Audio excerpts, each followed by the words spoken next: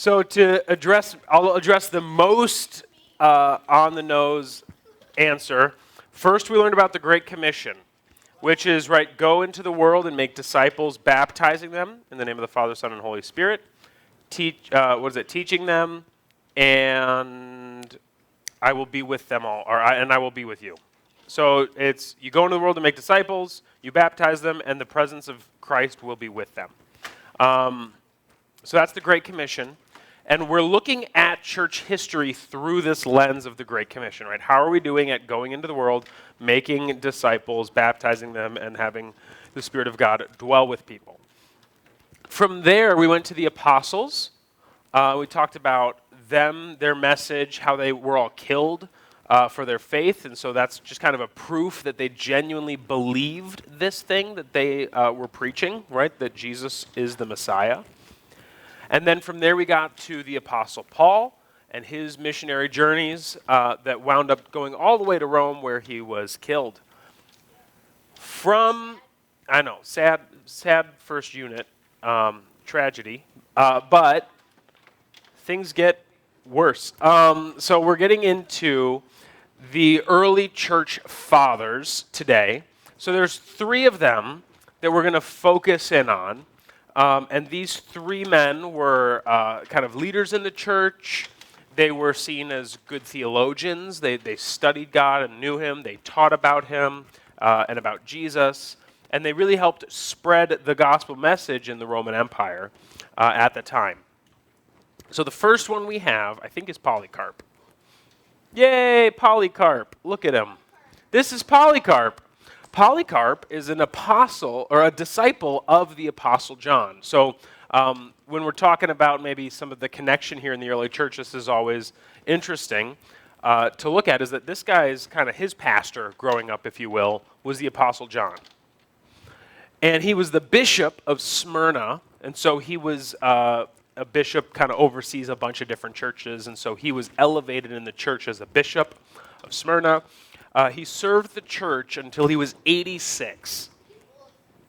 Very old guy, and he was pressed to make an oath to the king, but he refused. So what was happening in the early church is that a lot of time the Roman Empire would come up to Christians and say, well, can you say that Caesar is Lord? Can you say that Caesar is Lord? This is what's referred to, it really exploded in what's called the Diocletian persecution. So Diocletian was one of the Roman emperors, and his government would basically go up to churches and say, can you say Jesus, or can you say that Caesar is Lord? And the Christians would always look at him and say, no, Jesus is Lord. Caesar's not Lord. Jesus is Lord. And so Polycarp was pressed to make an oath to the king, but he refused and said that his oath is only to God. He said, I cannot blaspheme the king who saved me. I cannot say Caesar is Lord. I have to say Jesus is Lord. And this was very common. And in the Diocletian persecution, they would basically tell the Romans all the bad things happening in the Roman Empire were to be blamed on the Christians for upsetting the gods because they wouldn't worship the gods or the emperor. So the Christians were to blame for anything that went wrong at all in the kingdom.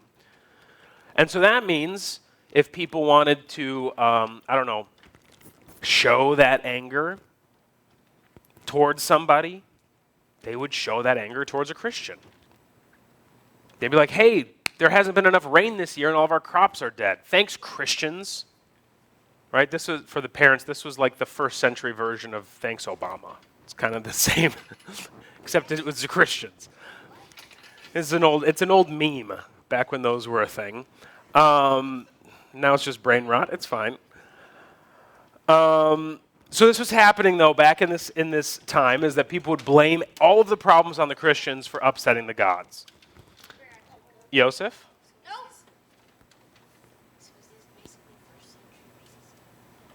Yeah, I mean, to an extent, it's a similar. It's the same kind of mentality, if you will, right? They're not mad at the Christians because of their race, right? So yes, is this like racism? To an extent, but it's not about race. It's more about their belief systems. But it's definitely it's an acted out persecution. Yes. All right, well, ready for the next slide? So they told Polycarp that the beasts were ready to tear him apart. You know the Colosseum in Rome? Yeah, well, the beasts are in there. They're hungry, and they're ready to tear you apart. And he responded by saying, "Call them, for we cannot change our attitude if it means we change from better to worse." Meaning, if I denounce Jesus, I'm just accepting something worse. I'm not going to do that. The proconsul said, "If you make fun of my beast, I will have you consumed by fire." And Polycarp replied, "You try to frighten me with fire that will burn for an hour, but you forget the fire that never goes out." What a line. I mean, seriously. You try to frighten me with a fire that will burn for an hour, but you forget the fire that never goes out. Does anyone know what the fire that never goes out is? Yeah? Not quite. Well, yes, but I'm looking for a different answer. Hell.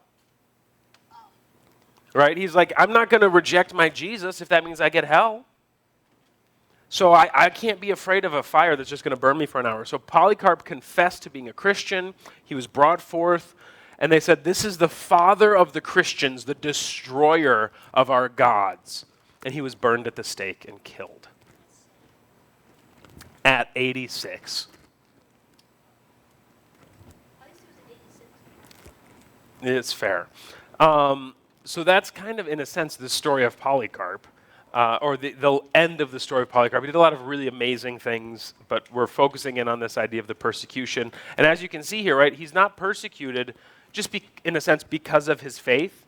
He's persecuted because he would not denounce Christ for the pantheon of Roman gods. Right? And we think of that, yes, that's a theological problem, but in Rome it's also a political problem, right? So any questions on Polycarp? Yes. Oh man, that's a great question. I don't off the top of my head. A bunch. How's that sound? I did a side note too. A great resource. Bruce Shelley has a book called Church History in Plain Language that I used. You can pick it up at Baker Bookhouse or Amazon or somewhere else. But I use that book for a lot of the general research here, and he goes into a lot of detail about a lot of these people, way more than I will be able to go into. But it's a really good book, really interesting book. Jack's read it too. Yes. Yeah, Joseph. So does this consider him as a martyr? Yes, this considers him a martyr. Yes. Meaning a martyr is someone who's killed for their faith. Yeah. So Polycarp, yes, you would say yes, Polycarp is a martyr.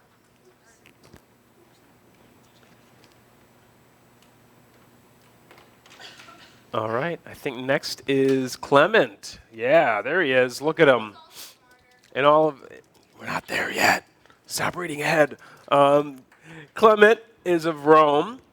He died in 96 AD, and he asserted the apostolic authority of the bishops, presbyters, and rulers of the church, and is commonly referred to as a pope.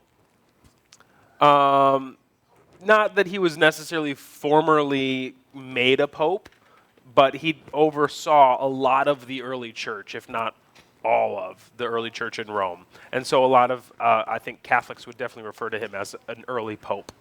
I don't think he was formally bestowed the title, but that's a side note. So 96 AD, this is, if we think about the temple in Jerusalem was destroyed in 70 AD, and then we have this big persecution of Christians that happens after that. So it's just a few years, almost about 30 years after the destruction of the temple in Jerusalem. Next one is good. Perfect. So Clement was banished from Rome to work in a quarry. The workers were dehydrated, and Clement looked up on the hill and saw a lamb up on top of a hill. So he goes up this hill and he strikes a stone that was below where he saw the lamb, and water came rushing out of the rock. and many of the prisoners and pagans converted to Christianity after this miracle. So this is a story of a miracle that's attributed to Clement. Again, early church history stuff. We can take it with a grain of salt, but I also think it's kind of cool to think that maybe some of this stuff could have happened or did happen. But he's banished to basically just go and work in a mine, right? And get stoned probably for building temples to Roman gods. And he was like, well, if you're going to punish me, I guess I'll just be punished. Like, okay. And in the midst of that, right, people are working, they're dehydrated, and he sees this lamb up on a hill. He goes up, hits a rock, water comes out, similar to what we see happen with like Abraham in the Bible. But he was punished for bringing water to all of the workers and was tied to an anchor and thrown into the Black Sea. And that's how the anchor actually became a symbol for Christianity. It's a Christian symbol after Clement's martyrdom. So interesting that he has a miracle that's tied to water, and his death is kind of in the same vein, if you will. I wonder how he like. I mean, if you could see it, I wonder how he like think of it. Yeah. Yeah. I don't know. But that's kind of the story of Clement. Any questions on Clement or comments or Joseph's? Is Clement actually Moses? No, not actually Moses. That's a good question. James? That the anchor would still be Moses. Yeah, I guess technically. I don't know if they found it, or I have no clue what's happened since. But that's, I think, probably, yeah. You could probably still find the anchor that he was tied to. It's possible. Yeah. It's also interesting. I always look at the anchor and it looks kind of like a cross on the top too. Always thought of that as well.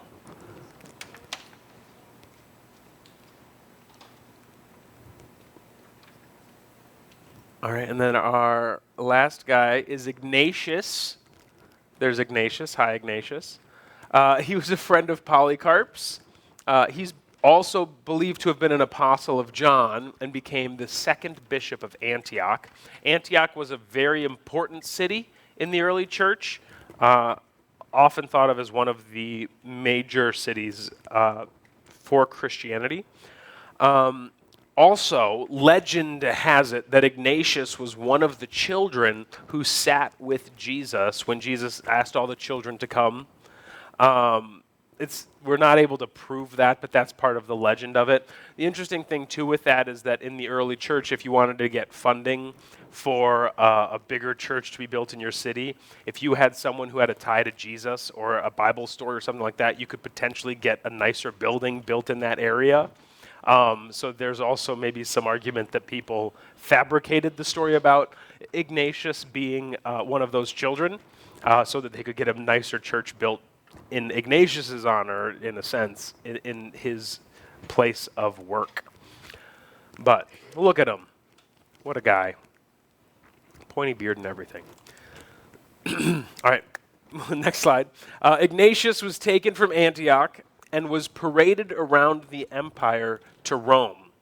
So this is unusual that he would be transported like this to his death, right? Typically, you have a guy who's causing some troubles in the city. You're just going to kill him right then and there and not, parade him around the empire. But for some reason, Ignatius is paraded from city to city around the empire, potentially to try to make a statement of him and his faith to get people to stop being Christians or to not be Christians because, he's been arrested, he's going to get killed. But on his way, he stops in these towns and at churches and send out letters to other believers. And Ignatius wound up actually being kind of an ignition fuel for a lot of the early church because they would see this martyrdom that was about to take place and they'd hear his confidence and they'd see the passion of his faith and it would ignite a faith in them. Ignatius was thrown to the beasts, most likely in the Colosseum in Rome, and his remains were then brought back to Antioch. Yes? So, he died because of lions? He died to the lions. Or beasts? Or beasts. Bears, I don't know. probably very painful. So, and this is the crazy thing about the Colosseum in Rome too, right? Is that you've got this huge arena, and the entire thing that people really came to in that arena was to just come and watch other people get ripped apart by animals. No, they probably dragged. They did other stuff in there too, like they would do shows and things, but like one of the biggest selling points, with the major ticket sales, if you will, for the arena, probably came from these killings, either of Christians or maybe gladiatorial battles, which were also just brutal murder fests. But the Colosseum in Rome was this brutal place of death that was also like the high point of entertainment in the Roman Empire. It's like that's what people would go and do, for a nice Friday night out. It's crazy. But it shows, in a sense, right, the level of depth of sin in the Roman Empire at the time. And it also shows, I think, even just the willingness to endure so much hardship for the Christians. They were willing to go and not just be killed by animals, but be killed by animals in front of a cheering audience. It's crazy, the amount of faith and confidence that these Christians had in the early church. So, after these godly men were martyred, the response of the church was basically, God has called his faithful servant home. And if only we could be so lucky as to walk in the footsteps of the martyrs before us. Early Christians were almost chasing martyrdom as it resembled the suffering of Jesus. There's an early church theologian named Tertullian, and Tertullian said famously, the blood of the martyrs is the seed of the church. Meaning, the thing that's going to make the church grow is the persecution, is watching people get martyred. In fact, for whatever it's worth, a fun little side note, there was even an entire sect of early Christians that would chase martyrdom, like they wanted martyrdom so bad that they would, so this is not good. They wanted martyrdom because you think you get the crown of martyrdom in heaven. There's an eternal reward in that sense for the faithfulness. And because of the influence that these martyrs had in the early church, you get so far as to actually even have these like fringe kind of sects of Christianity that chased after martyrdom in a kind of bizarre and, I don't know, culty type of way, where they would like go and hide out in the desert, and then people would be walking up and down, the paths or whatever, traveling from city to city, the roads, and if they could see some people in a caravan that they thought could kill them, they would like jump out and try to attack them in order to be killed so they could be considered martyrs, which is not how that works, by the way. But people really valued, in a sense, and to some extent even maybe idolized the martyrs. Again, I think their faith is important for us to see. I think their stories are important for us to know. I think that it's good for us to be encouraged by them and to be able to even be strengthened and empowered to say, I can face some hard things in my life as well, but not to the point of idolizing them or to the point of trying to seek out martyrdom like that. It's crazy. But this period of persecution is very important to the growth in the early church. We start to see what really started out as kind of a fringe denomination, if you will, of Judaism. This is where it really becomes its own embodied, separate religion from Judaism. It's kind of in this period of persecution and growth, just kind of across the Roman Empire.